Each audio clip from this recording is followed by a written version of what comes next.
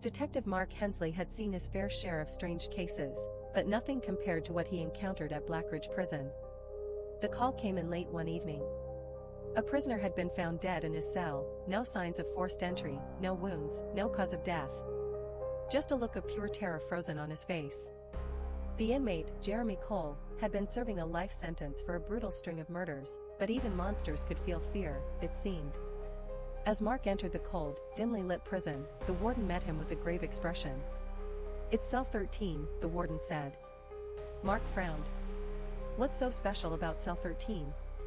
The warden hesitated. "We don't usually talk about it. But strange things happen in there." Ignoring the warning, Mark stepped into the cell. The air was thick, suffocating.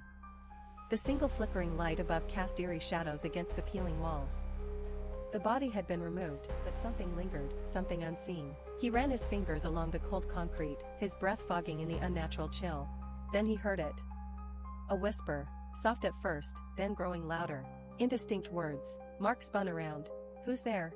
Silence. He stepped closer to the metal bed frame. His heart pounded. A deep, guttural whisper slithered into his ear. "He took my place. I take his." Mark stumbled backward as the cell door slammed shut. He banged on the bars, shouting for the guards. Then, the light flickered, and in the corner of the cell, something moved. A shadow, darker than darkness itself, stretched along the wall.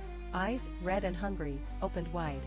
Mark barely had time to scream before the whispering returned, wrapping around him like unseen hands, pulling him into the cold abyss of cell 13. By morning, the guards found the detective lying on the cell floor. His face was frozen in the same twisted horror as Jeremy Cole's, and cell 13 whispered again, waiting for its next occupant.